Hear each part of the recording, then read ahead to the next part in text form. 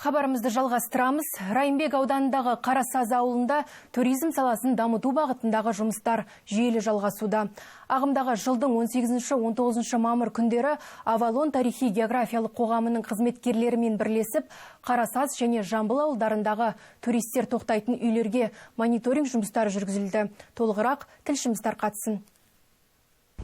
Мониторинг барысында қонақтарды орналастыру жағдайы, санитарлық талаптардың сақталуы, көрсетілетін қызмет сапасы мен туристерге жасалған қолайлы мүмкіндіктер зерделенді. Қазіргі таңда Қарасаз ауылында келушілерге арналған демалыс орындары көбейіп, ауыл тұрғындары туристерді қабылдауға дайын екендерін көрсетіп отыр. С начала этого года біз сапа стандарттары болу үшін жергілікті тұрғындарды оқытып, туристік бағыттарды пысықтаймыз. Сондай-ақ Алматы туристік фирмалармен жұмыс істеуге тырысамыз.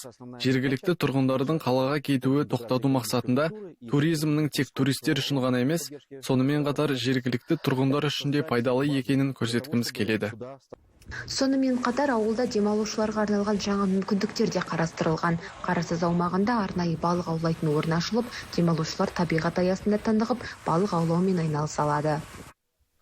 Жалпы мына балық шаруашылығы, ауыл шаруашылығының бір саласы ғой. Осы агротуризмді дамытуда осы балық өнімдерін тек қана пісіріп бермей, немесе шикідей сатпай, жаңағы оны ыстап тұтынушыларға ұсынуды жоспарлап отырмыз.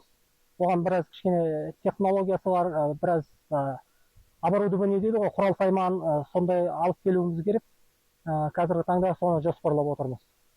Мұқағали мекен атанған Қарасаз ауылында туризм бағытындағы жұмыстар алдағы уақытта да жалғасады. Туристерге қолайлы жағдай жасау арқылы ауылдың туристік әлеуетін арттыру көзделіп отыр. Аяла Ұланқызы, Қонаев медиа.